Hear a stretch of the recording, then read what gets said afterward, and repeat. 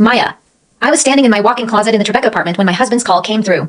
Elena's back, Jason said. His voice had that particular quality to it, like he was trying to sound neutral but couldn't quite hide the tremor underneath. I knew that voice. I'd been listening to variations of it for 4 years. I set the dress down on the bed. That's nice. Is she staying long? She wants to see me tonight. I could feel my jaw tightening. Jason, we have dinner reservations at Lo Bernardine tonight. Our anniversary dinner. The one I reminded you about 3 times this week. There was a pause and I could hear him breathing, could hear the background noise of midtown traffic bleeding through his car's Bluetooth. Maya, I know, but Elena just flew in from Paris. She's going through something. She asked to see me.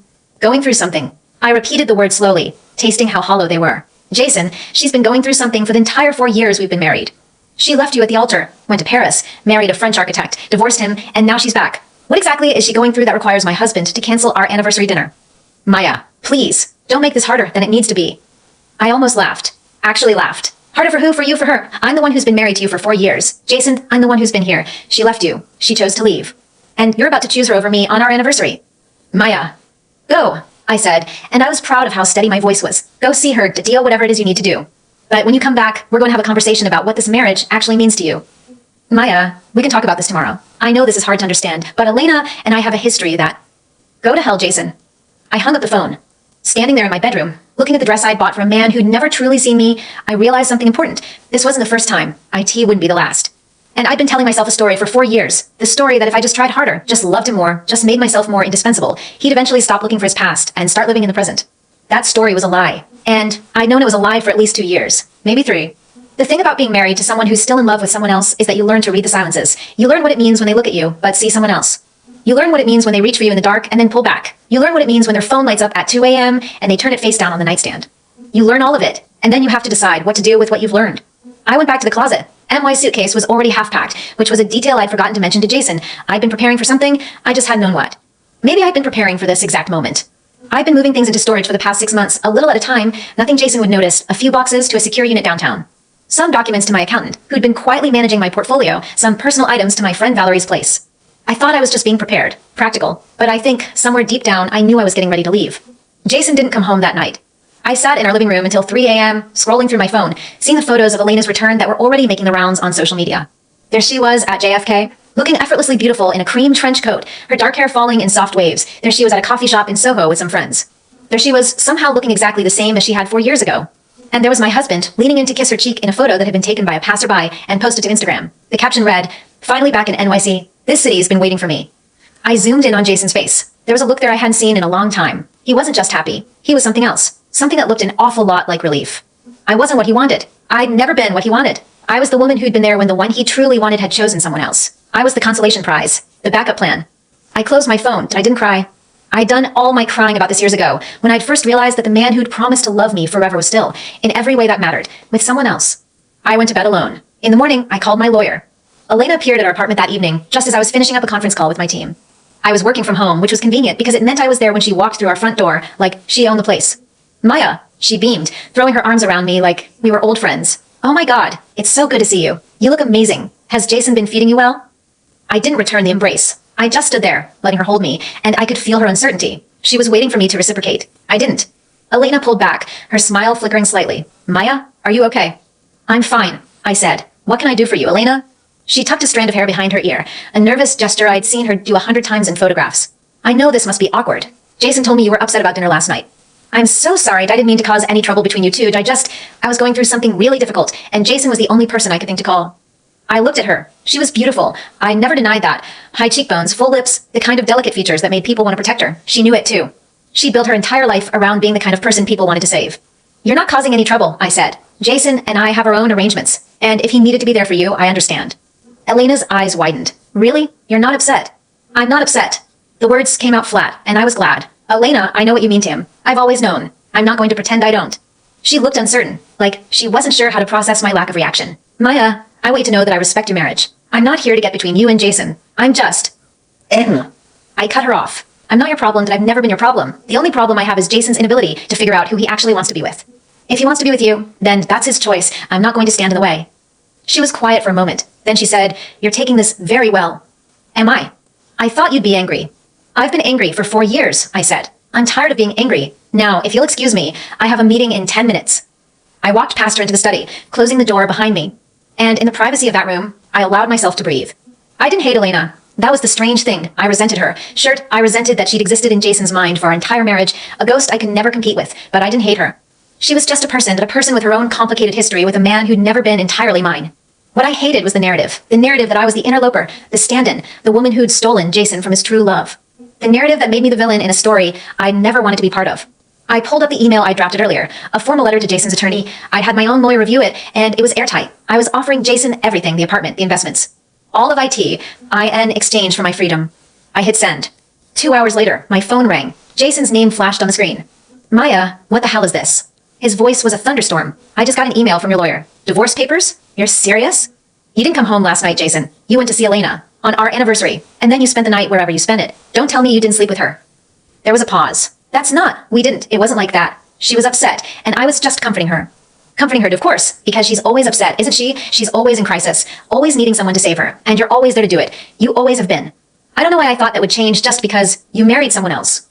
Maya, please just come home. We can talk about this. The papers, you can't be serious. You're just angry. You're just jealous. Jealous. I laughed, and it came out sounding almost like a sob. Jason, I've been jealous of Elena for 4 years, so I've been jealous of a ghost. Do you have any idea what it feels like to be married to someone who spends their entire existence pining for someone else? To know that every time you kiss them, they're thinking about someone else? Every time you touch them, they're pretending you're someone else. Maya, what I feel right now isn't jealousy. It's freedom. Dio, you understand that? It's the first time in 4 years I felt like I can actually live my own life, instead of competing with a woman who doesn't even care enough about you to stay. He was quiet for a long moment. Then he said, I can't lose you, Maya. You've been my rock. I've been your safety net, I said. I've been the person you could fall back on when Elena wasn't available, and I've been okay with that for longer than I should have been. But I'm done now, Jason. I'm truly done.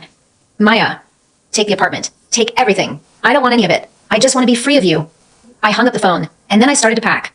The apartment in Tribeca was just a shell. The art on the walls, the expensive furniture, the custom kitchen. None of it was mine. I'd married Jason with a modest savings account, and a job I loved. I was leaving with just that, plus the money I'd quietly been moving for the past year. I knew how this would play out. I'd seen it 100 times in women's magazines, in friend stories, in cautionary tales. The abandoned wife gets a settlement. She gets a lawyer. She gets half of everything. It's a justice narrative, clean and satisfying. But I didn't want that narrative. I wanted mine. The money I'd been setting aside wasn't just money. It was a strategy, a way out. I'd been planning my exit for months, even as I told myself I was just being careful. On my way to the airport, I stopped at a storage unit in Brooklyn. I picked up 2 things, my passport and my grandmother's engagement ring, the only thing of value I'd brought into my marriage. Everything else, I left. I didn't need it. I flew to Seattle that same night, and from Seattle, I flew to Portland. In Portland, I changed my name, not legally, just practically that I took my mother's maiden name, that I told people I was a widower, a woman who'd recently lost her husband and was starting over. I rented a small apartment in an old brownstone in the Selwood Moreland neighborhood, a place with creaky floors and a view of the Willamette River. I didn't think about Jason. Okay, that's a lie. I thought about him constantly for the first 2 weeks. I thought about him in the morning, when I'd wake up alone in my new apartment. I thought about him at night, when I'd lie awake wondering where he was, who he was with, whether he was thinking about me at all. And then, gradually, I stopped thinking about him. Not because I'd moved on exactly, but because I'd replaced the mental space he occupied with other things. My new job, for one. I'd been a software engineer at a mid-sized company in Manhattan, but in Portland, I'd found something better. A position at a growing tech firm that didn't care about my past, only about my coding abilities. The woman who used to be Maya Archer, the wife of a wealthy tech developer, the socialite who'd attended galas and charity events, the woman who'd been a prop in someone else's life, she was gone. In her place was someone else, someone quieter, someone who didn't need to be seen. 6 months passed, then a year that I stopped checking my old email, that I stopped wondering what was happening in New York. I told myself the story so many times, that I'd been a casualty of someone else's story, that I'd had no choice in how things ended. But that wasn't quite true. I'd chosen this. I'd chosen to leave. I'd chosen to build a life without Jason, without his history, without the woman who'd always been in the background of my marriage. And I was doing okay. The first time I felt something close to joy, it was on a Monday afternoon in September. I was walking home from work, the last of the summer light gilding the rooftops, and I saw a couple in the park across the street, an older couple, maybe in their 50s, holding hands on a bench. They were laughing, they looked happy. I realized in that moment that I'd never had someone who looked at me and saw me.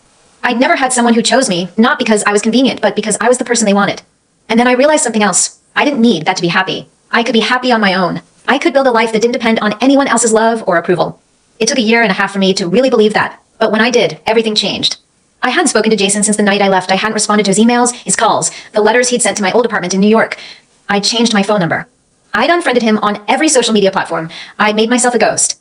But then, in February, I got a letter that couldn't be ignored. It was from Elena, of all people. Maya, I know you probably don't want to hear from me, but I think you should know what's been happening. Jason is not well. He's been drinking heavily. He lost his job. He's living in a studio apartment in Queens. I tried to help him, but he pushed me away. He talks about you all the time. He's been sending you letters for over a year. I know because he sometimes writes them and just leaves them around. He doesn't send them. He just writes them. He says he needs you to know the truth. He told me something I didn't know, something I should have known but didn't. He told me that the reason he married you was never because I left. It was because he'd been in love with you from the moment he met you, and he was too afraid to admit it. He said he was terrified of how much he felt for you. He pushed you away, he made you feel like you were second place. He chose to become someone who didn't deserve you because it was easier than being vulnerable. I read that letter 3 times, and then I put it in a drawer and didn't think about it for 3 months. The second time I saw Elena was in Portland, and I almost didn't recognize her. She was thinner. Her hair was shorter, blonder. She looked like she'd been through something that had worn the softness out of her. She was standing in my doorway, her hands folded in front of her, looking uncertain. "Elena," I said flatly, "what are you doing here?" She flinched at my tone. "I know I shouldn't have come. I know you probably hate me. I don't hate you. I don't really feel much of anything about you." She swallowed hard. "I'm sorry. For everything. For being the person who took Jason's attention away from you. For being the reason he couldn't give you the marriage you deserved." "Elena, you're not the reason. Jason is. He made his choices. You didn't force him to do anything." "I know." She stepped forward, and I could see tears on her face. "But I still feel responsible, and I wanted to tell you that I'm not. I'm not here to get between you and him. I'm not here at all. Really, I heard you were doing well, and I wanted to see for myself." I looked at her, really looked at her. She seemed smaller than I remembered, older, too. Whatever had happened to her, it had worn away her edges. For the first time, I felt a flicker of something other than resentment, not exactly sympathy, but something close. "Elena," I said carefully, "why are you really here?" She looked at the floor. "Because I need to tell you the truth. Not about Jason, about me." I waited. When I left Jason at the altar, it wasn't because I didn't love him. It was because I was terrified of being loved. I was terrified of being seen. I built my entire life around being someone who was easy to leave because I didn't think I was worthy of being stayed for. Her voice cracked. "I've spent years being afraid of commitment, and I've spent years running away from people who wanted to love me. And when I got divorced, I went back to Jason because I thought maybe I could fix what I'd broken, but I couldn't because the person I was running from wasn't him. It was myself." I didn't know what to say to that. So I said the only thing that came to mind. "What did you tell him?" I told him the truth. I told him I was never in love with him. Not really. I was in love with the idea of being someone who was wanted, but I never actually wanted him. I just wanted to be wanted. She wiped her eyes with the back of her hand. He didn't take it well. He told me I'd ruined his life. I think he meant it. "Elena," I said, "why are you telling me all of this?" "Because I think you're the only person who could help him," she said. "And I think, maybe, he's the only person who could help you, too, if you let him." I didn't answer right away. I just stood in the doorway of my apartment, looking at the woman who'd been the ghost in my marriage for years. She'd become so much more than a ghost, but she'd also become so much less. She was just a person who'd made mistakes. A person who was trying, in her own clumsy way, to make something right. "I can't," I said. "I can't go back to that life." She looked at me. "You don't have to go back. You could just let him in. A little. I have a new life. I have a job I love. I don't need his." "I know you don't." She cut me off. "That's exactly the point. You've built something that doesn't depend on him. That's the difference now. He can't take anything from you. You're not the woman who used to be his wife. You're someone else, someone stronger." I didn't sleep that night. I lay in bed, thinking about Jason, about Elena, about all the things that had gone wrong, about the things I'd built on my own, without him, without anyone. The next morning, I called him. It was the first time I'd heard his voice in almost 2 years. He sounded different, older. There was a weariness there I'd never heard before. "Maya," he said, and the way he said my name, it was like he was breathing for the first time. "Is it really you?" "Yes, Jason. It's me." "I never thought I'd hear your voice again." "I know," I said. "Neither did I." And then the conversation happened. He apologized, really apologized for everything, for the years of neglect, for the way he'd made me feel second place, for not fighting for me, for letting me walk away. I listened. I didn't interrupt. And when he was done, I said one thing. "Jason, the person you married doesn't exist anymore. I'm not her." "I know," he said, "but I'd like to get to know the person you've become." "Really?" "Really." I hung up the phone. I wasn't sure what I was feeling. Relief, maybe. Or something else. Something I couldn't quite name.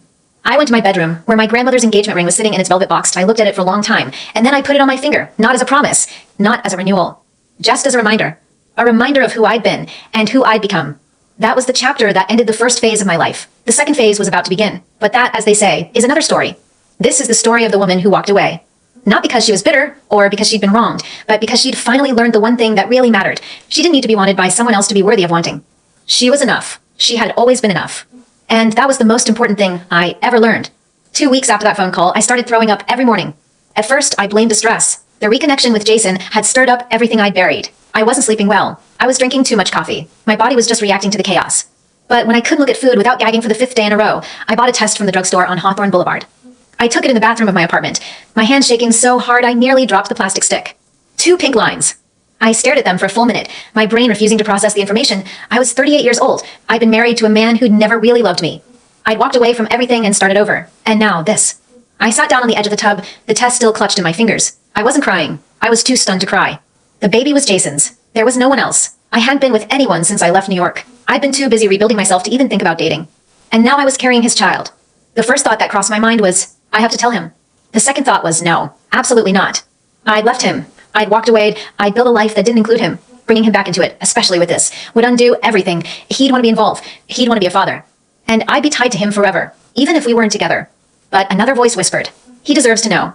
I pushed that voice down. I wasn't ready. Maybe I'd never be ready. The pregnancy changed everything, not physically, not yet that I was only 6 weeks along, but emotionally, it shifted my center of gravity. Every decision I made was now filtered through the lens of the small life growing inside me.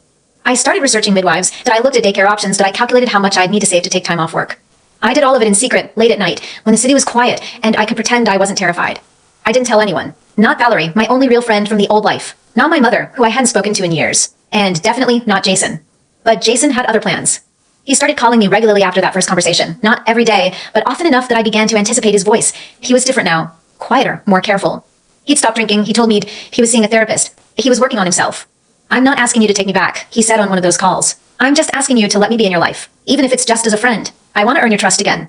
I don't know if that's possible, Jason. I know, but I'm willing to try. His patience unnerved me. The old Jason would have pushed, would have demanded, would have made it about his needs, but this version was different. He listened. He apologized without making excuses. He talked about what he'd learned about himself, about his fear of intimacy, his need for validation, his pattern of pushing away the people who actually cared about him. I wanted to believe him. I really did, but I'd been burned before, and the scars were still fresh. A month later, I got a promotion at work. It was unexpected. I'd been doing well, sure, but there were other people in the company with more seniority. When my boss, a woman named Kim, called me into her office to offer me the position, I was genuinely surprised. Maya, your work has been exceptional, Kim said. The board noticed. We want you to lead the new development team. I accepted, of course. It was a significant raise, more responsibility, and the kind of career validation I'd been craving. But something niggled at me. The timing was too perfect. I'd been in Portland for less than 2 years, and I was already being fast-tracked into leadership. It didn't add up. I started asking around. Quietly, casually. A conversation with a colleague in HR, a drink with someone from finance. And slowly, I pieced it together. Jason had been in touch with my company. He hadn't called directly. He was too smart for that. But he'd funneled a contract through a subsidiary that was owned by a friend of his. A contract that made my department suddenly very valuable. A contract that had been timed perfectly to land right before my performance review. I felt sick. Not from the pregnancy this time. I confronted him on the phone that night. Did you interfere with my career? His silence was confirmation enough. Jason, I asked you a question. Maya, I didn't interfere. I wanted to make sure you had opportunities. You're incredibly talented. You deserve to be seen. I just helped the right people see you. Helped. My voice was shaking. You manipulated my entire situation. You made it look like I got promoted on my own merits, but it was all a setup. Do you understand how that makes me feel? I didn't mean...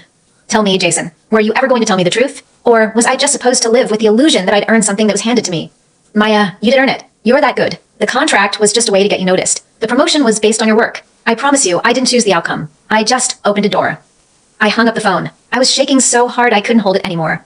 That was the first reversal. I thought I was building something on my own. I thought I was free. But he'd been in the background the entire time, pulling strings, making sure I landed on my feet. I called my lawyer the next morning. I wanted a cease and desist. I wanted him to know that I didn't need his help, didn't want it, and wouldn't accept it. But when I sat down to draft the letter, I couldn't finish it, because a deeper part of me, the part that was still scared and pregnant and alone, kept whispering, he did it because he cares. He did it because he wanted you to succeed. Did I ask that really so terrible? I pushed that part away. I took a few days off from work. I told myself I was just stressed, that I needed rest. And then I started bleeding. The bleeding was light at first, just spotting. But I knew what it meant. I'd read enough pregnancy forums to recognize the warning signs. I called a midwife I'd been researching, a woman named Deborah, who practiced out of a clinic in Northwest Portland. She saw me that same afternoon. Deborah was calm, reassuring, the kind of person who'd probably been delivering babies for 30 years and had seen everything. She did an ultrasound, her face unreadable. Maya, I'm going to be honest with you, she said. There's a small subchorionic hemorrhage. It's not uncommon, and it often resolves on its own, but I want you to be careful. No heavy lifting, no strenuous activity, and plenty of rest. If the bleeding worsens, come back immediately.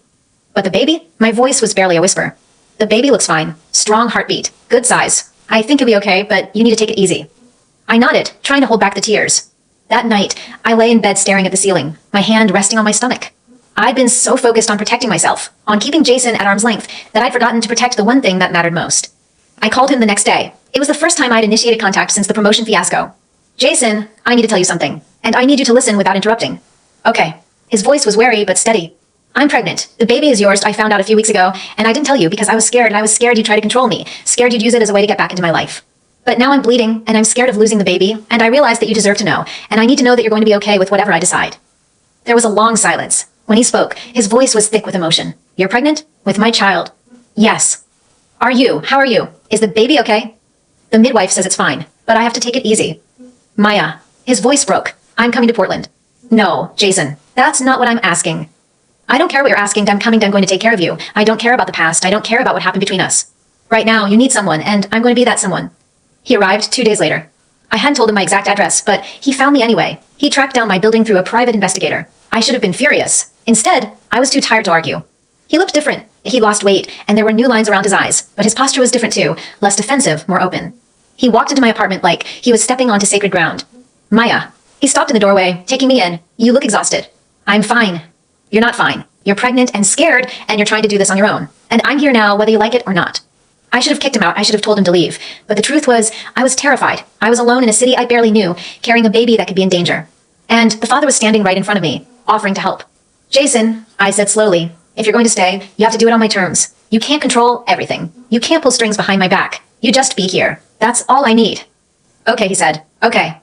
The bleeding stopped after a week. Deborah said it was good news. The hemorrhage was healing. The baby was growing, strong and active. Jason stayed at a hotel nearby, but he visited every day. He brought me groceries. He cooked meals I could stomach. He took me to appointments. He sat with me in the evenings, watching old movies on my laptop, not talking about the past or the future. It was strange. We'd been married for 4 years, but I never felt as close to him as I did in those weeks. Not because we were talking about deep things. We weren't, but because he was present. He was paying attention. He wasn't somewhere else, thinking about Elena. One night, I asked him the question I'd been holding on to for years. Jason, why did you marry me? Not the practical reason, the real reason. He was quiet for a long time. Then he said, I married you because I was terrified of losing you. I was terrified that if I didn't lock you down, you'd eventually realize you deserved better and leave. And then you pushed me away. Why? Because I didn't think I deserved you. I thought if you saw the real me, the broken, messed up part, you'd run. So I tried to keep you at a distance. I thought it was safer. For both of us. You were wrong. I know that now. The second reversal came when Jason suggested we try again. Not right away. He was smart enough to know I wasn't ready. But he started talking about the future. About finding a place together in Portland. About being a family. I should have felt hope. Instead, I felt panic. Because I'd spent so long building a life without him that I didn't know how to build one with him. I didn't trust that he'd stay. I didn't trust that he wouldn't go back to his old patterns. And there was something else. Something I hadn't told him. The baby wasn't just his. IT was mine. And I'd already started to love it in a way that didn't involve him. I'd imagined a future where it was just the two of us. I'd imagined raising this child without anyone else's interference. When I told him that, he broke down. I don't want to interfere. I just want to be part of her life. Our life. I don't know if I can give you that, Jason. Then let me prove it. Give me a chance to show you that I'm not the same person I used to be. I looked at him, really looked. He was older, softer, more worn. But his eyes were clear, and his voice was steady. And against all my instincts, I said yes. The third reversal happened a month later, and it came from Elena. She called me out of nowhere. I hadn't heard from her since her visit to Portland the previous year. But now she was on the line, her voice tight with urgency. Maya, I have to tell you something. Jason didn't tell you the whole truth. My heart stopped. What are you talking about? About why he pushed you away? It wasn't just about being afraid of commitment. He's been hiding something. A diagnosis. He got it about 6 months into your marriage. A diagnosis? A brain tumor, Elena said. Benign, but it was pressing on something. He had surgery right before you left. He didn't tell you because he didn't want you to stay out of pity. He wanted you to leave because you chose to, not because you felt trapped. I felt the world tilt. You're lying. Check his records. He's been on medication ever since. It changed his mood, his behavior. It made him cold, distant. He thought he was protecting you. I didn't sleep that night. I spent hours on the phone calling his old doctor, checking hospital records. Everything Elena said was true. I confronted Jason the next morning. He was making coffee in my kitchen, looking like he'd been through a war. Jason, why didn't you tell me? He froze. Elena told you. Yes, she told me. And now I need to hear it from you. He set down the coffee cup. His hands were trembling. I didn't want you to stay because of guilt. I wanted you to leave because you were strong enough to leave. I didn't want to be a burden. A burden? My voice cracked. Jason, I was your wife. I had a right to know. I know. I was wrong. I've been wrong about so many things. I should have been furious. Instead, I felt something else. Something I wasn't ready to name. I reached across the counter and took his hand. I'm not leaving. Not now. Not like this. He looked at me, his eyes wet. Maya, you have to promise me something. No more secrets. No more protecting me from the truth. From now on, we're in this together. He nodded. I promise. The fourth reversal came when I realized I wasn't doing this for him. I was doing it for myself. For the first time, I wasn't staying because I felt obligated. I wasn't staying because I was afraid of being alone, and I was staying because I chose to. Because I'd seen who he was, the whole messy, complicated picture, and I still wanted to be with him. That's what I'd been missing all along. The choice. For years, I'd been a passive recipient of whatever Jason was willing to give me. I'd accepted his half-hearted love because I didn't think I deserved more, but now I knew I deserved everything. And I was finally ready to demand it. I was 39 years old, pregnant with a child I'd planned to raise alone. I'd built a career on my own terms, in a city I'd chosen. I'd survived the hardest thing I'd ever done. And now I was ready to let someone in, not because I needed them, because I wanted them. Jason moved into my apartment a week later. It was small and cramped, but it was ours. We spent the next few months preparing for the baby. He painted the nursery, a deep, calming blue. I assembled the crib. We argued over names. He wanted something classic. I wanted something modern. We compromised on Evelyn. The bleeding never returned. The baby grew. And for the first time, I started to believe that maybe, just maybe, this could work. But I wasn't naive. I knew the road ahead would be hard. There would be setbacks. There would be old patterns that resurfaced. But I was ready for them. Because I wasn't the same woman who'd left New York. I was someone new. Someone stronger. Someone who'd learned to trust herself first. And that, I realized, was the most important lesson of all. Evelyn arrived at 3:17 a.m. on a Tuesday, in the middle of a Portland downpour that turned the streets into rivers. I'd been in labor for 16 hours. Jason had been by my side for every single one of them, holding my hand, getting me iced chips, telling me I was doing great even when I was screaming at him that I wasn't doing great, and this was all his fault, and I'd never forgive him for doing this to me. Deborah, my midwife, had been calm and steady through the whole thing, but when Evelyn finally came out, wailing and purple and perfect, even Deborah's professional composure cracked. "She's beautiful," she said. "Absolutely beautiful." Jason was crying. I'd never seen him cry before. Not when I left him, not when I told him about the baby, not when he told me about the tumor, but now, holding his newborn daughter, he was openly weeping. "She looks like you," he said, his voice thick. "She is perfect." I was too exhausted to argue, but I knew he was wrong. Evelyn looked exactly like him. The same dark hair, the same sharp cheekbones, the same stubborn set to her mouth. She was going to be a handful. I could already tell. They put her on my chest, and I felt something shift in my chest, a tectonic plate of emotion I hadn't known was there. I'd been so focused on surviving, on building a life, that I hadn't let myself imagine what this moment would actually feel like. It felt like coming home. The first few weeks were brutal. Evelyn was colicky. She cried for hours at a time, and nothing we did seemed to help. We tried every remedy, gas drops, gripe water, different formulas, swaddling techniques, white noise machines, car rides, walks in a stroller. Nothing worked. She just cried and cried and cried. Jason and I developed a system. He'd take the night shift, and I'd take the day shift. IT wasn't perfect. We were both exhausted, both sleep deprived, both running on fumes. But there was something about being in the trenches together that felt different from anything we'd experienced before. We were a team, not because we'd planned it, but because we'd been forced into it. And somewhere in the middle of the chaos, we started to actually like each other again. One night, around 3 a.m., I found Jason in the nursery with Evelyn. He was holding her against his chest, slowly walking in circles, humming something I didn't recognize. She'd finally stopped crying and was resting her head against his shoulder, her tiny fingers curled around his thumb. "Thank you," I said from the doorway. He looked up surprised. "For what?" "For staying. For doing this. For not running away." He smiled, and it was the first genuine smile I'd seen on his face in years. "Maya, I'm not going anywhere. I told you that." "I know, but actually seeing it, it's different." The first real test came when Jason's mother showed up unannounced. I'd never met Patricia. She'd refused to come to our wedding, refused to acknowledge me when we were married. She'd wanted Jason to marry someone from her social circle, someone with the right pedigree, the right family connections, that I was a software engineer from a middle-class family. I wasn't good enough. So when she appeared at my door on a rainy Saturday afternoon, I wasn't surprised. I was just tired. Maya. She was standing on my doorstep, impeccably dressed in a Chanel suit, her silver hair pulled back in a perfect chignon. I know I should have called first, but I wanted to see my granddaughter. "Patricia." I didn't move from the doorway. "Jason didn't tell me you were coming." "He doesn't know. I thought it would be better if I just appeared. He's been avoiding my calls. I assumed he was busy with the baby." "He's been busy with the baby?" I said. "And with me. Because we're a family now, and you've never been part of that." Her expression flickered, just for a moment, then it smoothed back into its usual polished composure. "I understand that I haven't been the most welcoming mother-in-law, that I made mistakes. But I'm here now, and I'd like to meet my granddaughter." I should have slammed the door in her face. I should have told her to leave and not come back. But something in her voice, a tremor I wasn't expecting, made me hesitate.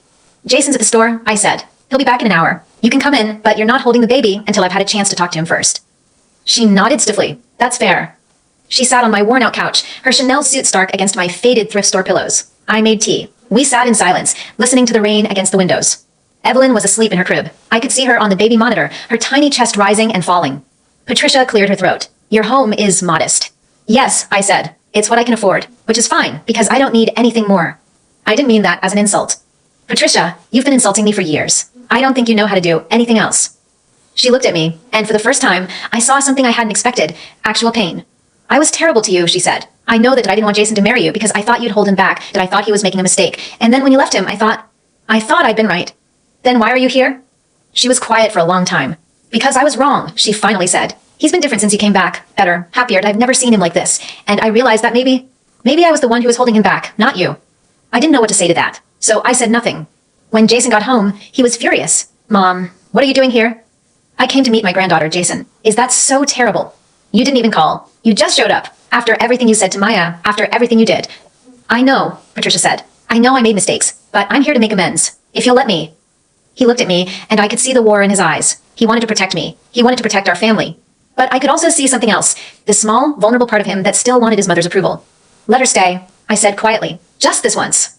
Patricia stayed for 3 hours. She held Evelyn. She asked questions about her health, her feeding schedule, her sleeping habits. She didn't offer advice, which surprised me, and she didn't criticize my parenting, which surprised me even more. Before she left, she pulled me aside. Maya, I want to do something for you. I want to set up a trust fund for Evelyn. I want to make sure she's taken care of, regardless of what happens between you and Jason. That's not necessary. I know it's not necessary, but I want to do it because I was wrong about you, and I want to make it right. Please let me do this one thing. I looked at her, really looked. She was an older woman, set in her ways, unlikely to change, but she was also trying, and maybe that was enough. Thank you, I said. That's very generous. The second test came from my side. My mother, Mabel, had been out of the picture for years. She'd never approved of my career choices, my marriage, my decision to leave New York. She'd sent me the occasional card on holidays, but nothing more. Then out of nowhere, I got a letter from her. It was handwritten, in the cursive she'd been so proud of when I was a child. Maya, I know I haven't been the mother you needed. I was so focused on your sister that I forgot you existed. I'm sorry. I'm so sorry. I heard you had a baby, a girl. I'd like to meet her if you'll let me. I promise I won't cause any trouble. Your mother, Mabel. I read that letter 3 times. The first time, I was angry. How dare she reach out now? How dare she pretend she cared? The second time, I was sad. Because the letter was real. I could feel it in the shaky handwriting, the careful wording. The third time, I was just tired. I called her the next day. We talked for the first time in 5 years. Maya. Her voice was older, grayer. Thank you for calling. I don't know if I can forgive you, Mom. You weren't there. You were never there. I know, and I don't expect forgiveness. I just want to meet my grandchild. Please. I was silent for a long time. Then I said, she's beautiful, Mom. She looks like me. The good parts. Mabel cried, and for the first time, I let myself feel something other than anger. Evelyn was 6 months old when I decided to start my own company. It had been percolating in the back of my mind for months, a software platform for independent midwives and doulas, designed to streamline their scheduling, billing, and client communication. I had seen how hard Deborah worked to manage her practice, how many hours she spent on admin instead of actual care. There had to be a better way. Kim, my old boss, was surprisingly supportive. I always knew you'd do something like this, she said when I told her. You're too good to work for someone else forever.